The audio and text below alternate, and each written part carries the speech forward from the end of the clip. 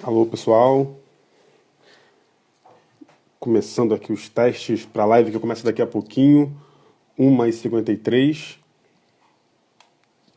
Aguardando o Cláudio chegar para participar com a gente dessa live aqui.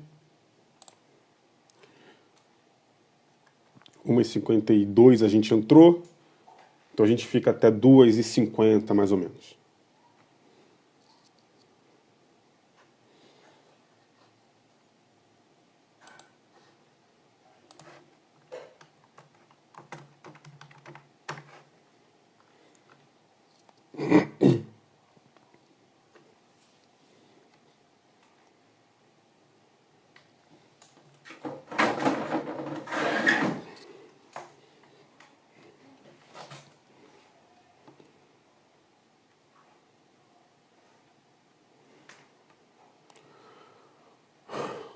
Opa, opa. Guardando o Cláudio para a gente fazer a nossa live de hoje, na expectativa de que seja um grande sucesso.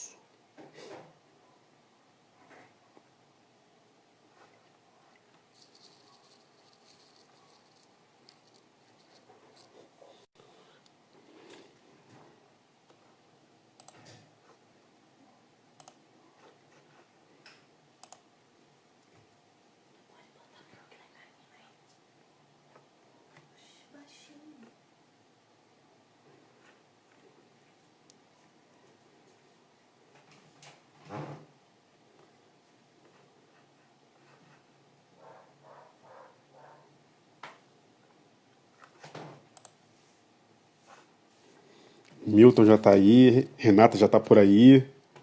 Tô conseguindo me ouvir bem, gente? Assinem aí para mim, por favor, me dizendo se o meu áudio tá ok. Aguardando a chegada do Cláudio aqui pra gente começar a nossa conversa.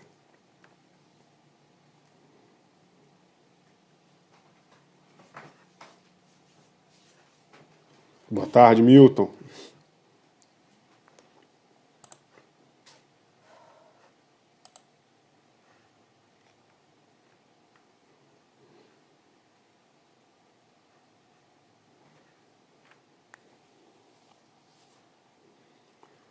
Sim, rapaz. Lavei até o cabelo pra ficar com cabelo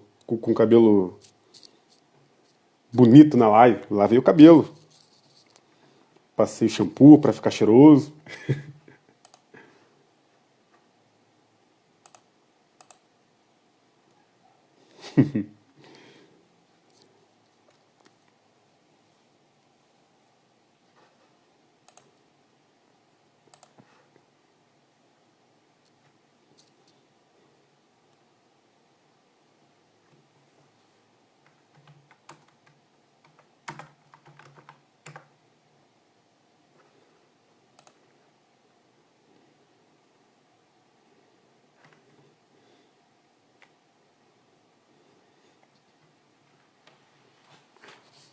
Consegue me fazer um favor? Ligar aqui rapidinho, que eu tenho que ouvir um negócio. Por favor. Falando com minha companheira, tá aqui no estúdio. Ela vai dar assessoria técnica pras coisas aqui. Opa, opa, opa.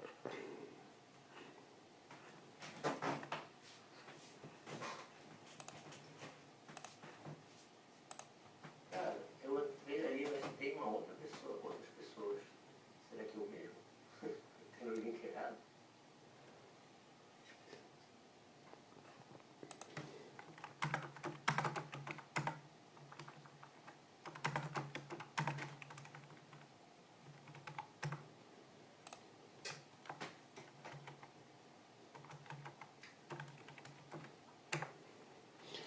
Mais um pouquinho. Cláudio já tá vindo. Cláudio já tá vindo.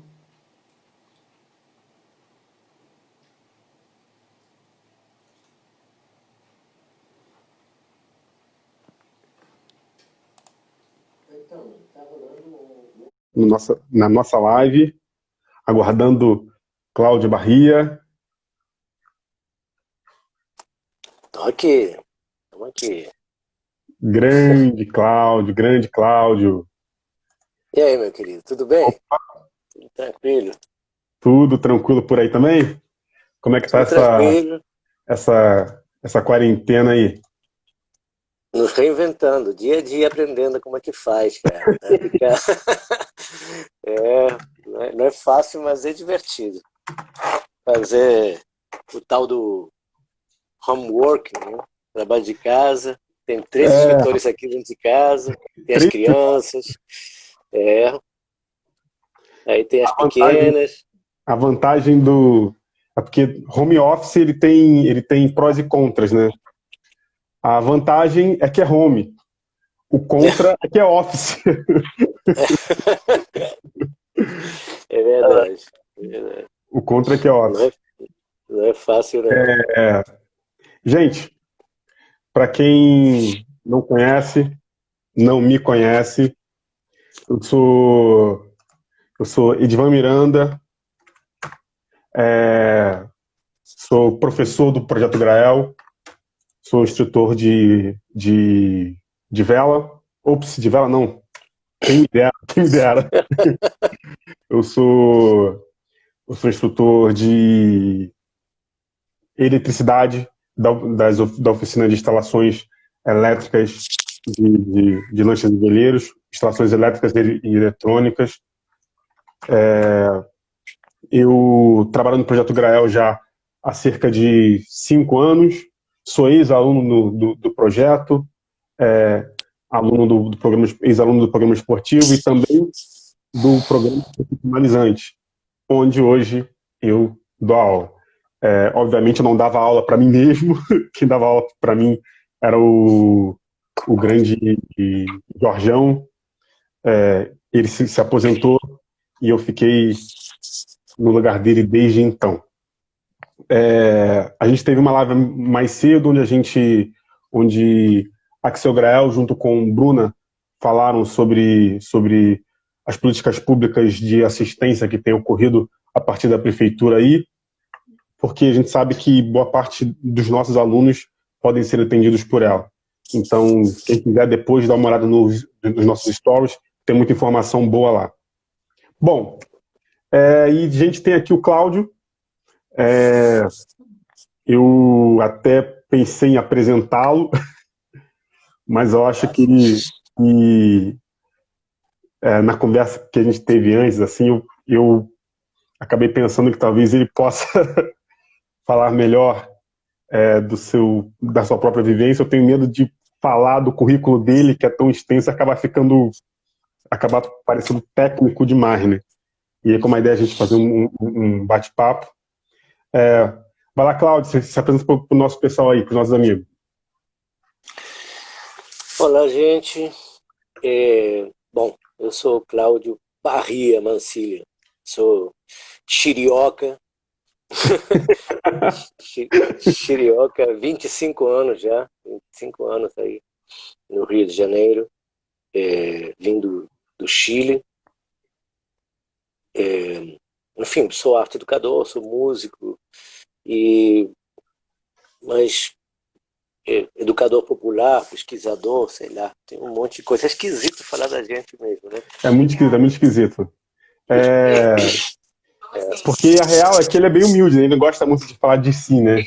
Mas esse cara aí, ele ele é doutor em educação pela UF, foi professor da Unirio, foi professor da UERJ, trabalha há mó tempão aí com formação de professores.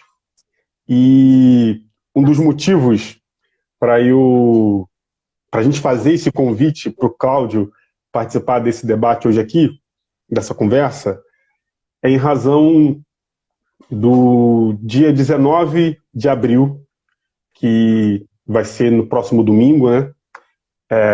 Há bastante tempo aí, eu não vou saber dizer agora o histórico dessa data, de como ele surgiu, de como ela foi instituída, mas no dia 19 de abril há uma celebração em todo o país, né? Do Dia do Índio. E a gente, no Projeto Grael, tinha colocado no nosso calendário, que obviamente acabou sendo afetado pelas questões do Covid, que essa semana seria a semana em que a gente ia celebrar os povos originários. E aí, a minha ideia de trazer o Cláudio aqui hoje é para a gente pensar sobre essa questão, né? Dia do Índio, o Dia dos Povos Originários, o que vem a ser isso, assim, sobre essas questões. Então, a minha experiência com o Cláudio, a gente se conheceu na Frente Papagoiaba, de promoção aos direitos da juventude negra, que é o movimento do qual o Projeto Graal, inclusive, faz parte. É um projeto que foi financiado pela União Europeia, encabeçado pela BEM-TV, um projeto onde a gente fortaleceu redes de apoio à promoção aos direitos da juventude negra aqui em Niterói e em São Gonçalo. O Cláudio, através da Cangem, que é uma instituição da qual ele faz parte, que trabalha com tecnologia, e depois ele pode falar melhor sobre ela, e assessorou a Frente Papagoiaba nas nossas mídias, enfim, nas questões que envolviam publicidade e tudo mais. E numa dessas conversas, num desses encontros, dando ele atrás, numa dessas conversas com a Cangem, né, o Cláudio estava presente, e aí a gente indagando ali sobre essas questões identitárias, sobre ser negro, sobre como romper com as barreiras da colonização, sobre o quanto a colonização afetava, inclusive, o objetivo da Frente Papagoiaba, e o Cláudio trazia para a gente me trouxe pelo menos algo que numa fala dele, numa conversa após o fim da reunião, né, eu tinha um questionamento que era assim: caramba, a gente tenta romper com as barreiras da colonização, com os paradigmas e os limites que a colonização impõe para a gente, mas eu só consigo combater a colonização falando em português. Então, como é que a gente faz para não saudar o colonizador, né? Porque quando eu falo, quando até para combater ele, eu falo no idioma dele, e isso porque é o único idioma no qual eu sei me comunicar, isso é algo muito sério, isso é um reflexo muito grande da colonização, né? E aí uma outra questão foi como intitular esse território em que a gente vive. Eu sou negro, descendente de africanos, né, de imigrantes de um outro continente, mas havia um povo que vivia aqui. E chamar esse território de Brasil, chamar esse território de América, também prestar o mesmo serviço à colonização que já vem sendo prestado. Então, como que eu faço de descobrir assim, que nome dar a essa terra, que nome dar a esse território que hoje a gente chama de Brasil? E nessa conversa, ele me trouxe várias perspectivas, uma perspectiva maravilhosa sobre como os povos, sobre o que eram os povos originários, né? Como me referir às pessoas que estavam originalmente nessa terra, inclusive sobre o nome que eles davam para essa terra, né? Se a gente for parar para pensar, quem tem o direito de dar nome a um local, né? A pessoa que já vive ali ou aquele que chega depois e que usurpa aquilo, enfim. Então, ele para mim, a partir daquele momento, o Cláudio ele se torna uma referência quando o assunto é pensar em povos originários, né? Em trabalhos acadêmicos meus da faculdade, né? Para quem não sabe, eu sou estudante de pedagogia pela Universidade Federal Fluminense e ele já foi referência em vários artigos meus escritos, eu trocando ideia com ele, falando, cara, como é que eu faço para falar isso? E ele trazer para mim referências de dissertação dele, da tese dele, de artigos que ele escreveu, e não só sobre as questões de decolonização, de decolonialidade, mas também sobre circo, né? Para quem não sabe, ele foi até hoje, né, um dos grandes nomes aí do circo social no Brasil. Ele, inclusive, o Cláudio é o responsável por cunhar o verbete que define o que vem a ser o circo social no Brasil. Então, essa inspiração, essa grandiosidade dele me trouxe a vontade de convidar ele para falar aqui. Então, já que eu convidei ele para falar, é hora dele falar. Vai lá, Cláudio. Agora tu me deixou todo sem graça aqui, cara. Deixando, né? Cadê essa figura ali, pô? Chama ela aí pra falar. Vamos. Não, a ideia é trocar uma ideia. Isso tudo que o Juliano está trazendo, é um tema bem delicado, né? Porque mexe com a nossa percepção de nós mesmos, mexe com aquela noção que a gente tem do que são as coisas, né? Então, e rompe, na verdade, alguns paradigmas meio dicotômicos, né? Uma ideia de que ou é isso ou é aquilo, quem é o inimigo, né? As pessoas andam sempre catando onde que está o inimigo para a gente destruir, né? Quem é o inimigo do Brasil, quem é o inimigo público número 1. E o pior é que a sociedade que a gente vive, ela se organiza muito, inclusive as suas políticas, muito em torno dessas narrativas, sabe? Uma narrativa meio binária, meio de... Pensa só, não é o tema de hoje, mas só como exemplo, né? Quanta política desastrosa na área de segurança pública, que deveria ser a segurança de todos nós, de todos e todas, né? Quanta política desastrosa não tem sido implementada com base na noção não científica, não clara, mas muito forte de um inimigo público, né? Quem é esse inimigo público? Acontece que esse inimigo público tem a tua cara, por exemplo, né? E parece muito comigo. Então, isso não é por acaso. Isso não é por acaso, né? O inimigo público, e você vê pelas estatísticas, né? Como funciona isso? O jovem é negro, né? Geralmente não tem muitos bens, né? Muitas propriedades. Então, tem uma fantasia construída que é uma fantasia que constrói realidades. A gente não pode subestimar o poder das narrativas, dos discursos, porque eles organizam na vida da gente e tornam as coisas legítimas ou ilegítimas, né? Então, que sociedade é essa que a gente vive?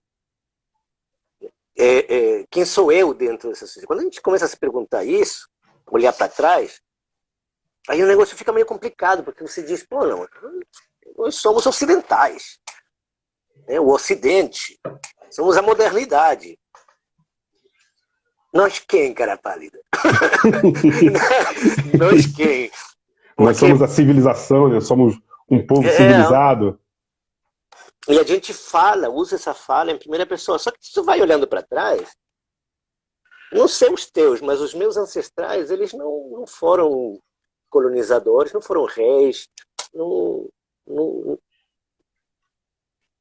são propriamente aquilo que a narrativa do Ocidente, né, como sujeito da modernidade, né, professa. Então tem alguma coisa mal contada ali. Aí tem uma história, eu lembrei agora, bem rapidinho, uma anedota, um rapaz que eu conheci muito pequeno, eu conheci quando ele tinha uns 10 anos de idade. Eu conheci ele na rua, que aí nessa varrida pelo meu currículo que tu fez, faltou, que para mim é o principal. Eu trabalhei mais de 10 anos com crianças e jovens em situação de rua, no Rio de Janeiro. E uma das experiências das quais eu mais tirei aprendizados. Tem muita gente fantástica ali. Mas, enfim, essa é uma outra história.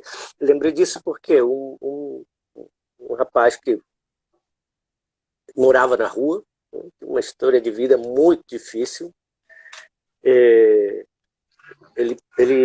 passou a fazer parte de um grupo de circo, né? Então, com esse trabalho de circo social que a gente fazia no Cissa Rua Seminha, uma ONG do Rio de Janeiro, que ainda está ali firme e forte na batalha, né? Eu trabalhei lá, falava antes, mais de 10 anos, saí em 2012. Mas uma vez eu convidei os meninos da trupe de circo para fazer uma aula espetáculo lá na Faculdade de Formação de Professores da UERJ, São Gonçalo. E eles fizeram Caramba. lá aquele...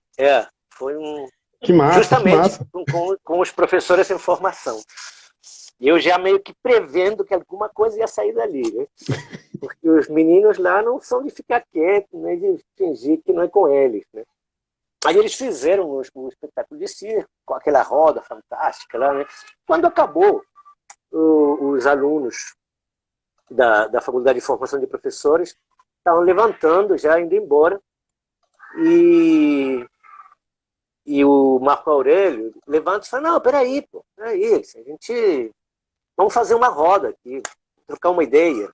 A gente apresentou para vocês o circo, agora vamos trocar uma ideia, a gente queria saber de vocês o que vocês acham e tal. E aí sentaram de volta todos na roda e começou uma conversa sobre educação, né? Rapidinho chegaram. E os alunos da faculdade ficaram curiosos, né? Perguntaram, mas vocês na rua e tal, vocês não foram para a escola? E aí eles responderam, na verdade todos tinham ido para a escola, mas tinham chegado mais ou menos até a 5ª série. Mas o interessante Triste. foi a resposta que esse rapaz deu para ele. Olha, eu fui para a escola. Agora eu estou já jovem, estou terminando no supletivo os meus estudos, que é importante e tal, mas a verdade a escola eu não gostei muito, não. Mas por que você não gostou? A escola é muito importante para a vida da gente e tal. Aí ele disse assim, olha, eu não gostei porque eu achei meio fake. Como assim fake? Eu falei, porque, pensa só, você chega lá, aí você tem que ficar preso num banco, numa situação que só tem uma pessoa que sabe das coisas, e a pessoa sabe até quando você tem que ir no banheiro ou não, ou quando você tem que... Sabe, ela sabe tudo e você não sabe nada. E eu já achava naquela época, agora estou mais convencido de que a gente... Não é assim que a gente aprende. Aí o outro falou, mas como é que a gente aprende? Aí o Marco falou, assim que nem agora.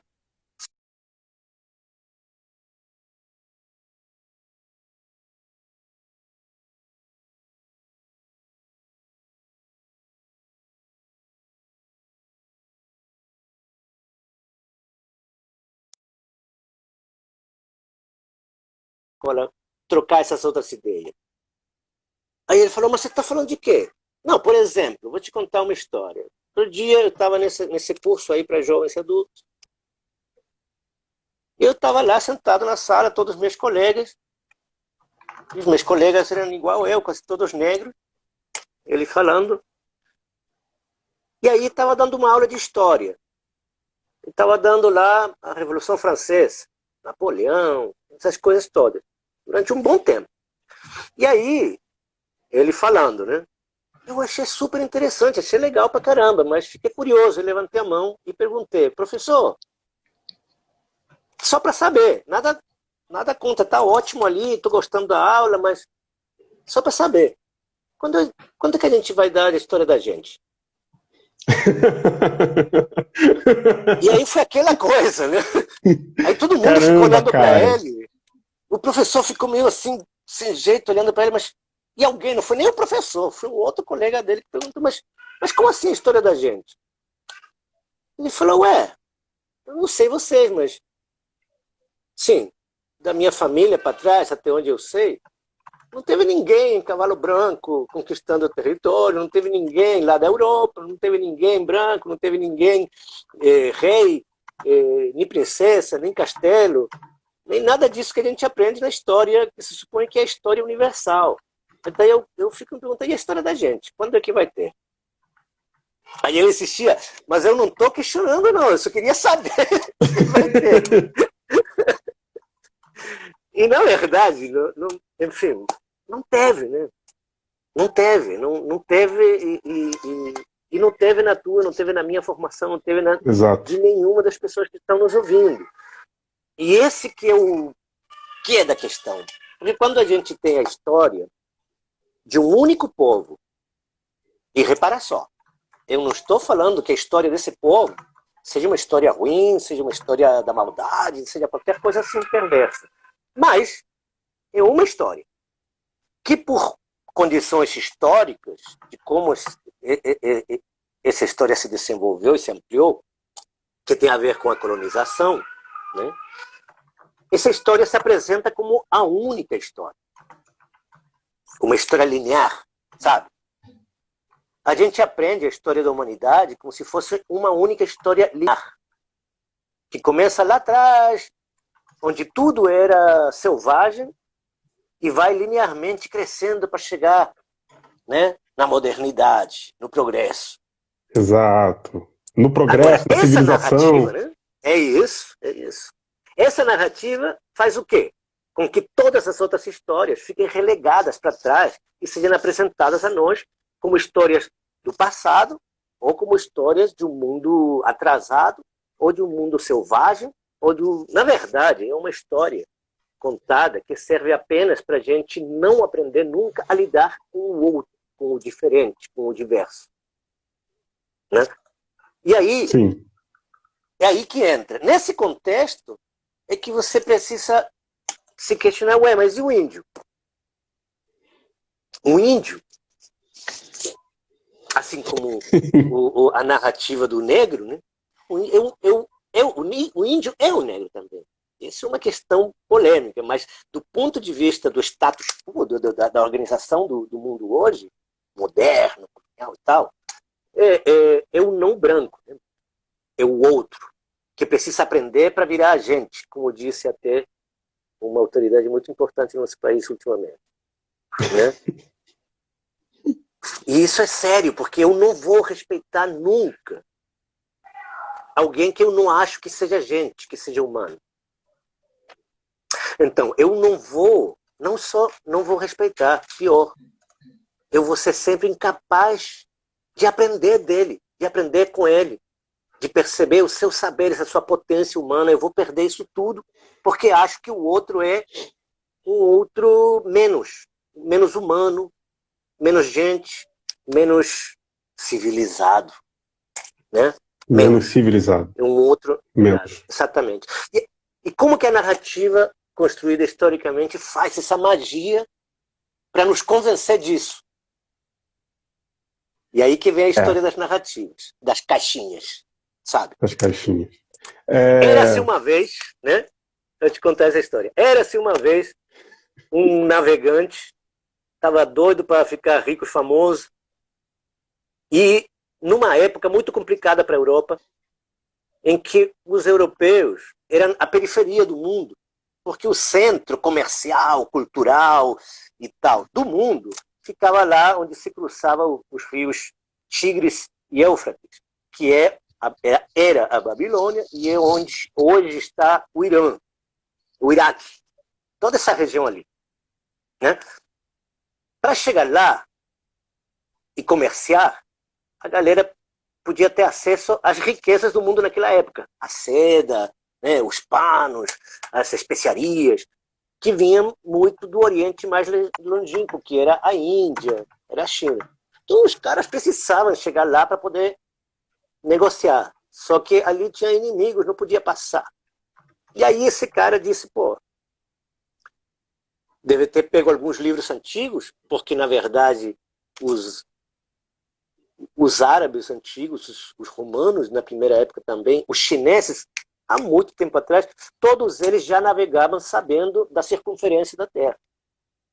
Né? Mas ela não é plana? Então, então, mas aí que vem as histórias. Eu não vou entrar nem nessa discussão. Até porque, enfim, essa é uma discussão que se deu justamente há 3.000 anos atrás. Vamos retomar esse? Não vamos retomar esse. Vamos retomar outros. Vamos discutir. Se quiser, a gente discute... Outro dia, numa outra ocasião. Se a cloroquina cura ou não, enfim, mas não vamos discutir terra plana. Então, o cara navegante arranja uma grana e ele parte para dar a volta, para chegar na Índia pelo atalho, né? Tchum, tchum, tchum, tchum, tchum. No meio do caminho, perdidaço que ele estava, ele chega num lugar e ele acha que era lá. E chama esse lugar de Índias Ocidentais, porque ele achou que estava chegando nas Índias. A Índia, mapa, Europa no meio, Índia para cá, América para cá. Aí ele vem para cá para dar a volta e chegar aqui. Só que aqui no porque a ideia de Ocidente e Oriente tem a ver com a Europa estando no centro, né? Exatamente. Ao Ocidente da Europa e Oriente a partir da Europa, sempre. Sim. A filosofia clássica, romântica alemã, ela criou, né, essa ideia do espírito do ser, que é o espírito da evolução do ser humano, que vem, isso dito, né, pelo próprio Hegel, né? O espírito vem se desenvolvendo do Oriente na direção do Ocidente. Sim. Então, cada vez mais desenvolvidos. E nós seríamos uma tábula rasa, onde a Europa iria depositar seus saberes para uma coisa. Só que não é tábula rasa, tinha gente aqui, vai que tá a história. Então, quando o Colombo chega aqui, ele acha que está nas Índias e chamam todo mundo que estava aqui de índio. Sim. Daí para frente vem a história. Aí eles acham que descobriram, ou criaram uma narrativa para poder consolidar seu poder, de que descobriram esse lugar. Mesmo tendo gente, olha que curioso, né? Sim. E olha lá, não tinha gente de todos os tipos. Tinha civilizações de todos os tipos. Nós estamos falando de algumas que, na época, por exemplo, de 1300, a cidade maior do planeta, a única, talvez, com saneamento básico, e com certeza a única criada em cima de um aterro, em cima de uma lagoa, quer dizer, com sistemas de escoamento flutuantes, uma complexidade enorme, que chegou até quase 2 milhões de habitantes, era Tenochtitlan, que fica no atual México. Pensa só. Pois é. Os astecas, os maias, os incas, os marajoaras, os guaranis, os pios, tupinambás, os pataxó, os aimaras, os quichos, os mapuches, toda essa diversidade enorme, que são centenas de nações com culturas, com civilizações, com saberes diferentes, a gente bota no saco e chama de índio. Isso quando as próprias pessoas que nascem na Índia são indianos e não índios. Sim, aí já é outra história. É outra Mas história. É isso, quer dizer, na verdade, aí, isso é um conceito que apaga, né? É um conceito que não deixa ver. É um conceito que apaga. E aí é onde entra a questão de povos originários e índios. Como é que a gente pensa nisso? Como lidar com isso hoje? Assim? Você traçou um panorama incrível aí, foi muito bom. E você mostrou que haviam povos que dão origem às civilizações daqui, né? Assim, que já haviam aqui. Como é que é essa relação hoje? Índio, originário? Qual a nomenclatura para dar? Eu chamo de tribo, chamo de aldeia, chamo de povo, chamo de... Essas questões são bem sérias, né? Sim, mas eu acho importante, acho sério, acho que o nome que a gente dá às coisas ajuda ou não a se aproximar ou se afastar. Mas eu acho que a questão de fundo, a questão importante, não é essa. Sabe por quê? Porque quando a Sim, questão importante é a forma, a gente cria uma outra verdade fechada que serve mais para se diferenciar do outro do que para criar um consenso junto para entender as coisas. Né? Então as pessoas uau, pegam lá as bandeirinhas das suas verdades e saem por aí. Não sei se pode falar aqui, mas enfim, saem por aí cagando goma na cabeça dos outros, para dizer o que é verdade e o que é mentira. Não tenho a menor intenção disso. As palavras, os nomes das coisas são parte de um sistema complexo de comunicação. Se eu não estou me comunicando, tanto faz se tudo que você falou foram palavras muito verdadeiras, sabe? A questão é, eu estou contando essa história porque me interessa que a gente consiga abrir nossa mente, nosso coração para essa diversidade que nos compõe. Nós somos isso, nós somos a herança disso. Então essa narrativa do índio, genial. ela cria uma ideia de que aquilo é uma coisa alheia. Os índios é uma coisa lá para trás. Sempre que a gente fala dos saberes dos índios, fala em passado, fala em pretérito. É uma coisa muito louca. A gente foi treinadinho para isso, sabe? Foi treinadinho para aprender a falar dos índios como se fosse um não eu. Exato. É E sempre com um tom aí, de saudade, né? O tempo bom que não volta, nunca mais seremos como fomos, nunca mais, nunca mais, que tempo bom, assim, agora, eu posso te trazer um monte de exemplos de até que ponto essa sabedoria dos povos originários, dos nossos ancestrais, né? E aí eu não estou nem negando os outros. Eu tenho sangue europeu nas minhas veias. Tenho. Aliás, nem parece muito, mas eu tenho irlandês. Sou irlandês, quarta geração, imagina. A gente é bem misturado aqui. A questão é que o lado da gente mesmo, da nossa essência, ela é negada por uma narrativa que se diz única. O pensamento único ocidental e tal. Sabe? Então, sim. a gente precisa resgatar esse outro lado, essa potência. Tem coisas, por exemplo, que a gente faz. Eu até tenho um artigo falando disso. Existem não só práticas. A nossa memória não está toda guardadinha em texto escrito. A nossa memória está na paisagem, está nas práticas, está nos corpos, está nas atitudes, está em como a gente se relaciona. Então, eu vou te pegar de exemplo, uma palavra muito cara para todos nós aqui. Mutirão. O Sim, mutirão, por exemplo, não sei se você sabe, é uma palavra do tronco tupi-guarani. sim. Né? E o mutirão, na sua origem, se refere a um trabalho coletivo em favor do coletivo feito com festa. A festa não pode estar fora disso, sabe? Essa separação entre trabalho e curtição é coisa de europeu. A gente herdou isso também. Mas o mutirão não entende disso. Ele é todo mundo junto, feliz, fazendo uma coisa. Vai lá e levanta a laje de alguém, e vai lá e faz um comprando junto para salvar a galera, vai lá e se mobiliza para construir um acesso a uma comunidade, vai lá e tem. Tá isso. Isso não é pré-colombiano. Né? Isso é hoje. Isso é hoje. Faz parte da nossa Caramba, prática, da nossa comunidade. de fato. Mas, essa palavra não encontra, não tem. Porque não é o mesmo que solidariedade, por exemplo. Eu sou solidário com um outro, que eu posso ser tal. Não é o mesmo que caridade. Caridade é aquele que tem, dá para quem não tem. Aquele que é bom, dá para quem está ruim. É outro conceito. Mutirão é um conceito, e que ainda envolve festa. É um outro conceito. Esse conceito de mutirão, essa palavra, encontra sinônimos em outras línguas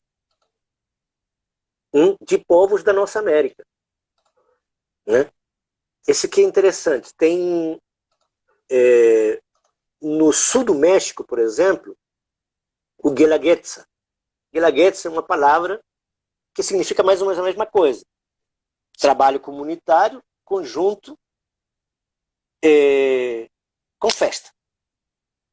No extremo sul do continente, né, dos Mapuche tem o Malón, que significa a mesma coisa, trabalho comunitário, coletivo, colaborativo e com festa. Sim. Então, e aí você, se eu for lá destronchar, tem em quase todas as línguas nativas da nossa América. E em todos esses lugares são práticas que continuam fazendo parte da vida das pessoas. E não está em Exato. livro, e não está ensinado na escola, e não faz parte de nenhum programa de televisão para falar isso, mas todo mundo sabe, conhece o sentido e, quando Sabe em o que vez, significa. pratica. É. O que acontece é que a ancestralidade, né, seja de quem foi trazido para cá e trouxe os seus costumes, isso se perpetua através da cultura, através do sangue, através, enfim. E seja de quem está aqui, isso também se perpetua. E a gente acaba não. O apagamento disso faz a gente não perceber o quanto ainda é vivo, sabe? O quanto a ancestralidade ainda é viva e o quanto ela ainda pulsa.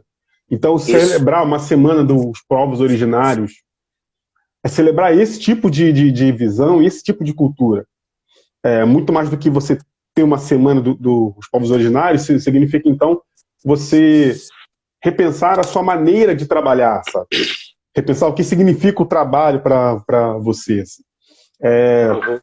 Você está falando sobre o trabalho, eu estou pensando assim, porque eu também tenho um trabalho com circo, que você conhece bem, assim, algumas pessoas do projeto também conhecem, e estudando eu comecei a descobrir o quanto o nosso riso, o quanto até o modo como a gente ri, que o meu trabalho é em circo, em palhaço, ou seja, aquele que faz rir, o quanto o nosso riso ele é colonizado. A partir da Europa, o riso ele é profano. Mas se você vai em um terreiro de religião de matriz africana, você vê os orixás que, quando eles baixam, alguns inclusive já baixam rindo, né? O sagrado é festivo, né? O sagrado participa do riso. Assim. Então a gente quando se trata de celebrar, então é celebrar toda uma história que ainda é viva e que ainda é presente, né? Que ainda é pungente, que ainda está aqui. O André, professor, ou melhor, coordenador esportivo do Projeto Graal, ele falou que a gente tem que levar você lá no projeto para a gente bater um bate-papo assim, com os nossos alunos, com os nossos professores lá. A Júlia Machado falou para levar isso para a UF. Engraçado que você esteve lá, né? Você se formou, você fez o seu doutorado lá, então acho que Sim. Não seria tão difícil a gente pensar em um debate como esse lá também no projeto. Teve uma pergunta aqui. Adoraria. A UF é minha casa. Adoro. Seria ótimo. Teve uma pergunta aqui do Milton, que ele é o nosso analista de meio ambiente lá do projeto, sobre. Você falou sobre a sua ascendência irlandesa, e aí ele perguntou sobre essas questões de a gente saber quem nós somos, de onde somos, assim, nossa origem, algo que tende a ser apagado por causa da colonização, né? E aí ele pergunta sobre o quanto você conhece da sua ascendência indígena ou originária lá do Chile. Ele faz uma pergunta nesse sentido. Uhum. Entendi. Olha, é tristemente pouco, né? Igual todos nós. Na verdade, assim, aí que começa você repensar a sua história e o mundo todo, né? Não é só a sua história, repensar a sociedade, repensar nossas relações, repensar o mundo do qual nós fazemos parte, repensar o nosso estar no mundo num viés decolonial é duro, né? É triste, porque a primeira coisa que você percebe é que tudo aquilo que faz parte da tua memória, da tua história, da tua ancestralidade, te foi negado, te foi roubado. Então, isso tanto aqui quanto no Chile, porque nossa história é muito semelhante, são países igualmente colonizados. Então, a própria narrativa da modernidade atual, que a gente é educado, né, ela nega bizarramente, assim, nega bizarramente a nossa colonialidade. Então, você vai falar de coisa colonial, parece que está falando de história antiga. Poxa, eu vim aqui falar um negócio de agora e os caras estão falando de história antiga aí, sabe? E, na Não verdade, é, não né? é história antiga, é atual, é hoje, é nós. Só que tem uma diferença que é bom marcar, né? Uma coisa foi a colonização, como uma ação político-militar dos estados europeus que precisavam expandir os seus mercados, né? E começaram a expandir pelo Atlântico Norte e chegaram nessas terras e aqui surgiram os primeiros mercados internacionais modernos. As Sim, primeiras manufaturas, as sim, primeiras sim. indústrias surgiram aqui. E a gente acha que aqui, aliás, a história colonial nos conta que a gente sempre foi exportador de matéria-prima, porque aqui é todo mundo bruto, não produz nada. Mas esquecem os historiadores, né? E os livros de escola esquecem que açúcar não dá em árvore. Açúcar é processado, sabe? Que chocolate Verdade. não dá em Chocolate, árvore. o Chocolate chocolate. é processado. Então, Sim, sim. chocolate, café, açúcar, tudo isso foram as primeiras indústrias que foram desenvolvidas graças ao trabalho escravo. Então, criaram os primeiros mercados internacionais e os primeiros mercados de tráfico internacional e que tornaram aquela velha Europa poderosa e rica, né? E foi avançando isso. Então, essas condições materiais permitiram a construção e consolidação de algumas narrativas. Uma coisa foi aquele período acabou, né? O período colonial acabou, os países, a maioria deles se libertaram, não foi gratuito, não foi fácil. Nós estamos aqui num dos poucos,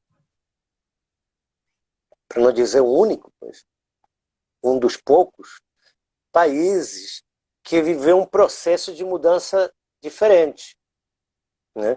O, o paralelo é muito louco, porque assim, na época em que toda a nossa América estava explodindo em lutas anticoloniais para expulsar os colonizadores e se libertarem para se tornarem repúblicas, né?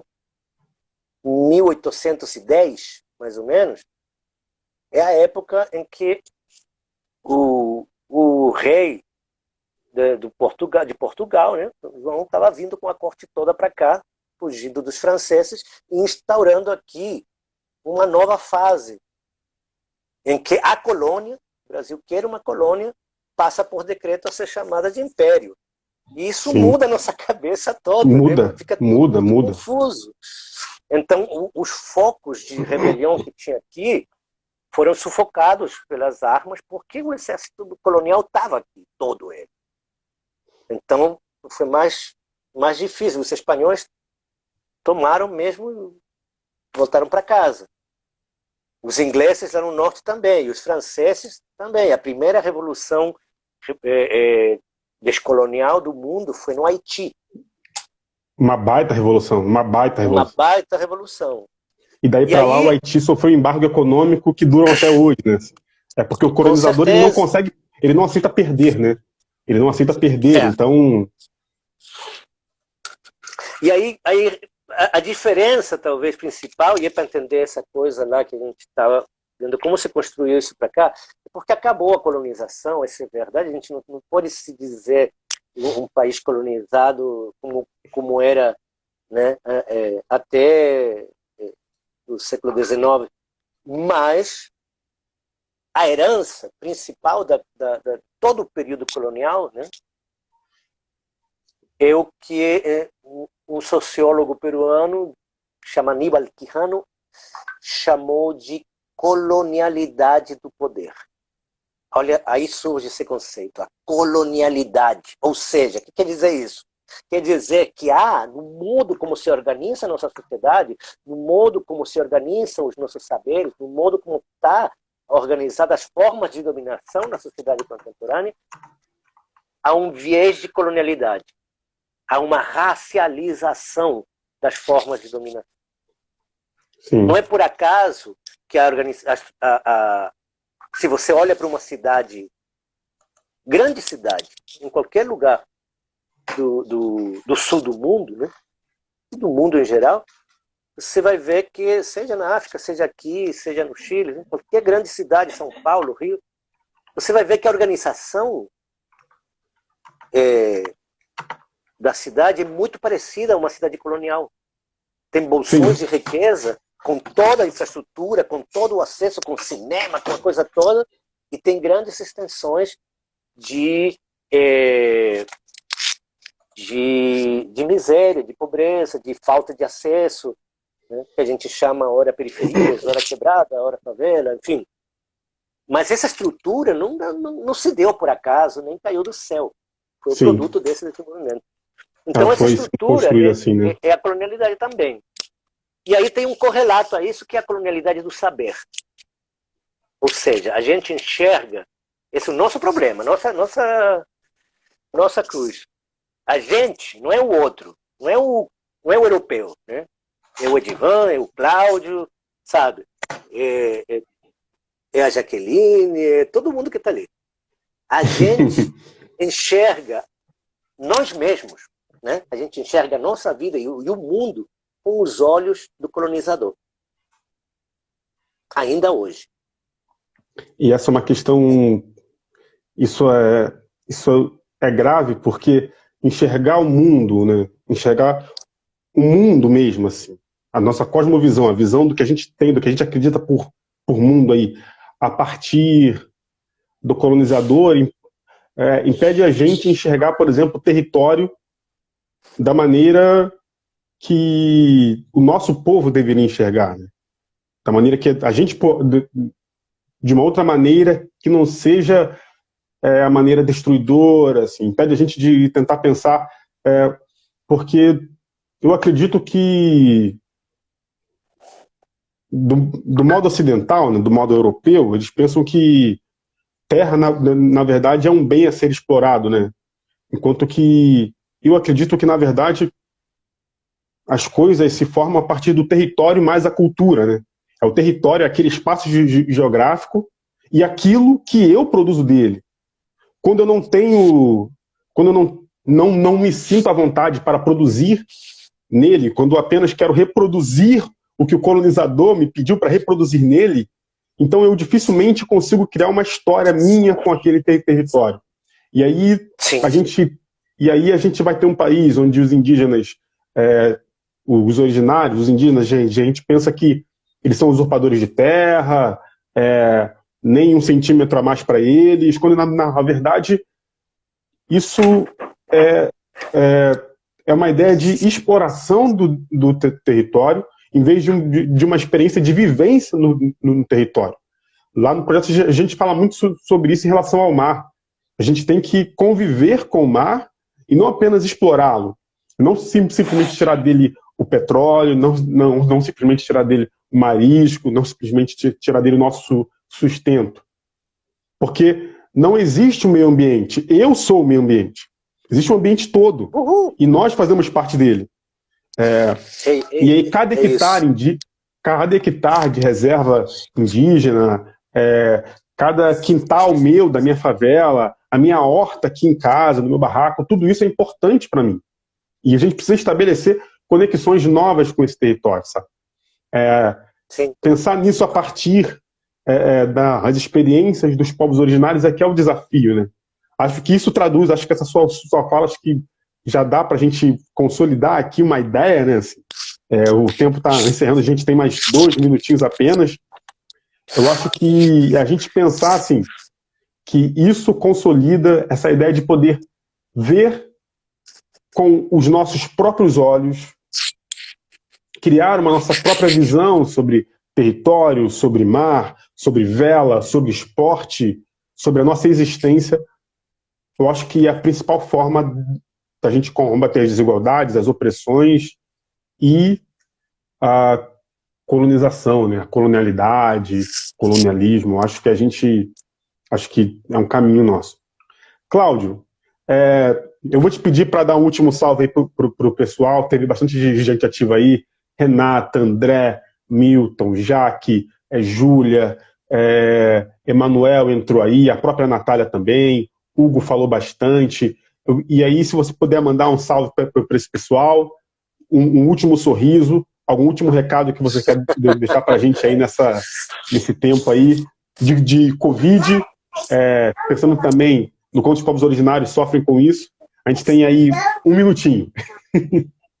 Gente, um minutinho bem rapidinho. Então, super obrigado pelo convite. Eu tô feliz, cara, que tenha mais gente maluca querendo discutir essas coisas e não se conforme com esse pacotinho que nos entrega pronto, né? De que o mundo é isso e acabou e sobrou para você esse cantinho ali, então fica quieto, porque é só isso. Não é bem por aí, a gente tem muita história, tem muita memória, tem muita potência. E o problema da colonialidade do saber é que ela não nos deixa enxergar essa potência que está em nós, essa potência do nosso espaço local.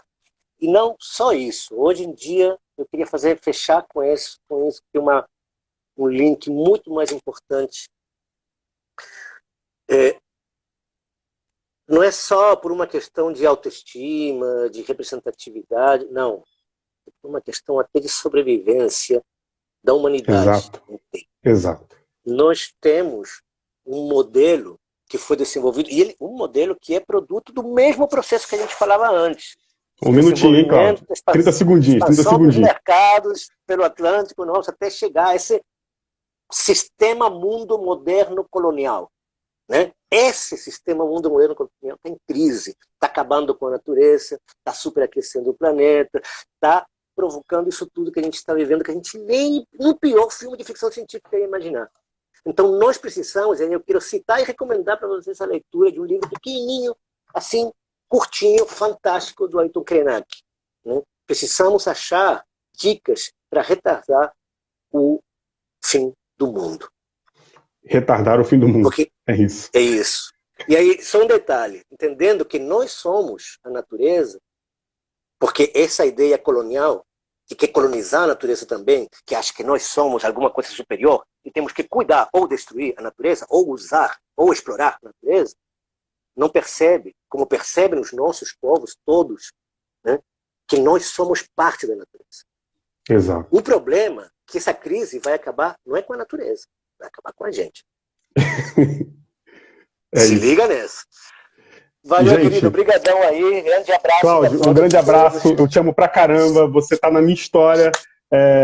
Um grande beijo. Gente, obrigado pelo carinho de vocês. Toda segunda, toda quarta e sexta tem live aqui no Instagram do Projeto Grael. Fiquem atentos, hein? Valeu!